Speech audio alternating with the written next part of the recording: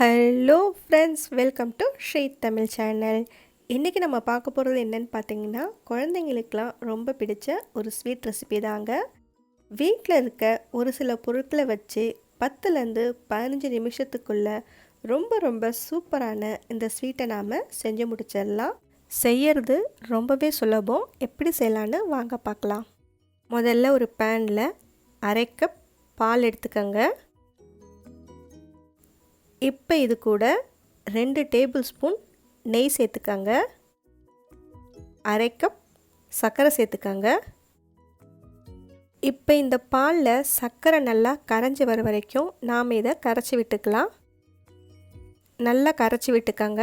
அடுப்பு எதுவும் ஆன் பண்ண தேவையில்லை. இப்போ பார்த்தீங்கன்னா பால் சர்க்கரை எல்லாமே நல்லா கரைஞ்சி வந்துடுச்சு. இப்போ இதில் 2 கப் பால் பவுட்ரு சேர்த்துக்கங்க. முதல்ல 1 கப் பால் பவுடர் சேர்த்து கட்டி இல்லாமல் நல்லா கரைச்சி விட்டுக்கோங்க. இப்போ பார்த்தீங்கன்னா 1 கப் பால் பவுடரை சேர்த்து கட்டி இல்லாமல் கரைச்சாச்சு. அடுத்த கப் பால் பவுடரையும் இப்போ நம்ம சேர்த்துக்கலாம். இதையும் அதே மாதிரி கொஞ்சம் கூட கட்டி இல்லாமல் நல்லா கரைச்சி விட்டுக்கோங்க.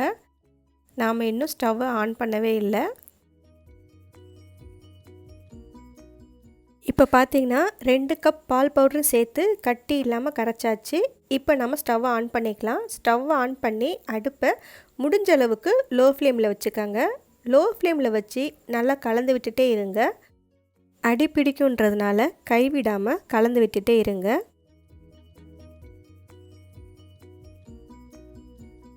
கொஞ்ச நேரத்தில் பார்த்தீங்கன்னா பால் பவுடர் நல்லா திரண்டு வர ஆரம்பிக்கும். பாருங்கள், இந்த அளவுக்கு நல்லா கெட்டியாக இருக்குது. இந்த சமயத்தில் நாம் கொஞ்சமாக ஏலக்காய் தூள் சேர்த்துக்கலாம். ஏலக்காய் பொடி சேர்த்து ஒரு முறை நல்லா கலந்து விட்டதுக்கு அப்புறமா இன்னும் கொஞ்சம் நேரம் பேன்லேயே வச்சு நல்லா கலந்து விட்டுட்டே இருங்க. கொஞ்ச நேரத்தில் பார்த்தீங்கன்னா பேனில் ஒட்டாமல் இந்த மாதிரி நல்லா திரண்டு வரும். பாருங்கள், இந்த அளவுக்கு நமக்கு வரணும். ரொம்ப நேரம் வச்சுருக்காதீங்க. இந்த அளவுக்கு வந்தோடனே நாம் ஸ்டவ் ஆஃப் பண்ணிடலாம். கையில் கொஞ்சமாக எடுத்து உருட்டி பார்த்திங்கன்னா இந்த மாதிரி உருட்ட வரணும். இதுதான் சரியான பதம். இப்போ நாம் இதை வேறொரு பிளேட்டுக்கு மாற்றிடலாம். ஒரு 20 நிமிஷம் நல்லா ஆறட்டும்.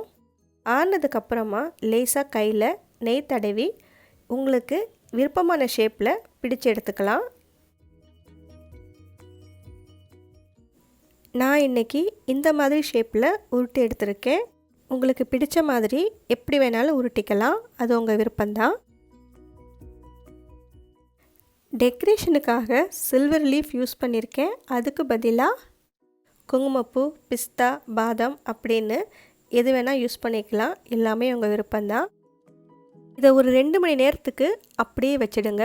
2 மணி நேரத்துக்கு அப்புறமா ஒரு ஏர்டைட் கண்டெய்னரில் ஸ்டோர் பண்ணி வச்சிங்கன்னா 2-3 நாள் கூட கெட்டு போகாது. ஃப்ரிட்ஜில் வச்சிங்கன்னா 4-5 நாள் வரைக்கும் இருக்கும். ஓகே ஃப்ரெண்ட்ஸ், இது நீங்கள் வீட்டில் ஒரு முறை ட்ரை பண்ணி பார்த்துட்டு எப்படி இருக்குன்னு சொல்லுங்கள். தேங்க்ஸ் ஃபார் வாட்சிங்.